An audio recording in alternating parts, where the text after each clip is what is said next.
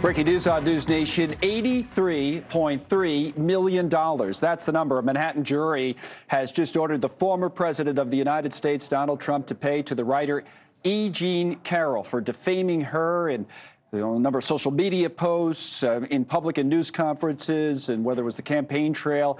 And that is your number. That is bigger than any we had ever heard being speculated about. $83.3 million includes $65 million in punitive damages. 9-member jury. The news is just in here in New York. Bring back legal analyst and trial attorney Misty Maris to talk more about this. And we have our panelists, Amisha Cross and Michael Singleton, with us as well.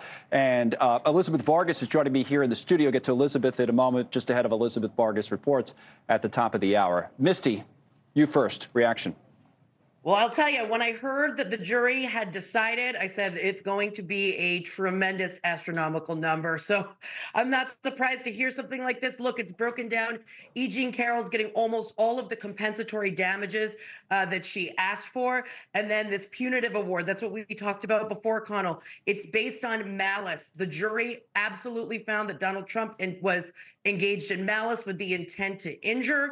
And that's why you're seeing punishment damages. And a lot of that relates back to his conduct, even after being found liable for defamation, continuing to perpetuate those comments on social media. So look, this is a huge jury award. It'll definitely be appealed. But just a note, oftentimes 4 times the compensatory award in punitives is sustained on appeal. Okay, so, and deterrence, you were saying earlier, for those who weren't with us before this came out, Misty, deterrence was a big part of that, and then why the number would be so large on the punitive side?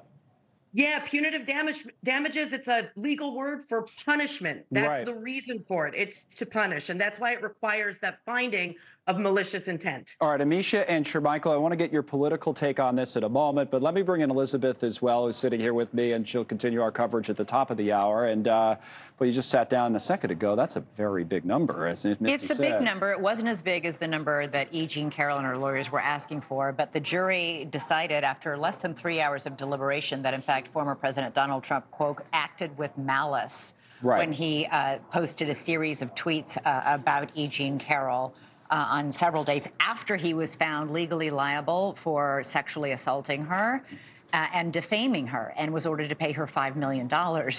Now we're talking $83 million.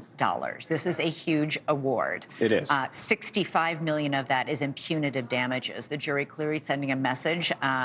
This is what E. Jean Carroll's lawyers were asking for, a lot of money to get this man to please stop saying these things about our client. So this is seen as, you were told not to say this, you were punished for saying this, and you kept saying this. So this is why we're awarding this woman $65 million in punitive damages, adding up now to $83.3 million.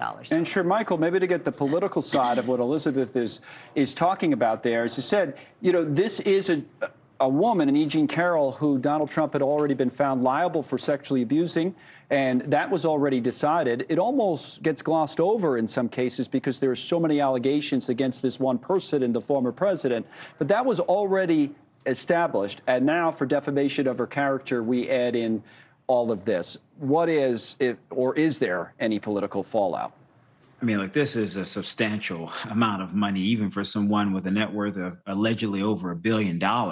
And one thing I want to point out here, if you look at the analytics from Iowa and New Hampshire in terms of the voters, who they were, who they voted for, Donald Trump performed incredibly poorly with moderates and independent-leaning Republican voters. Now, it's easy in a Republican primary to pull out the base and become the nominee, get 1,215. That's the number of delegates one needs come convention.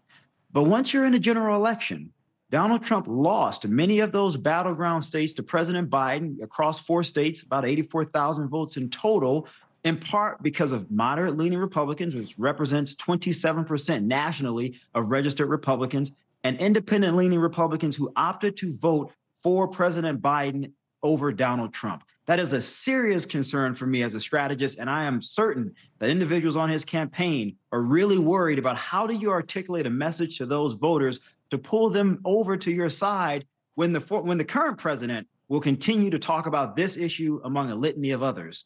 Thanks so much for watching. Just go to joinnn.com to find News Nation on your television provider. And don't forget to click the red subscribe button below to get more of News Nation's fact-driven, unbiased coverage.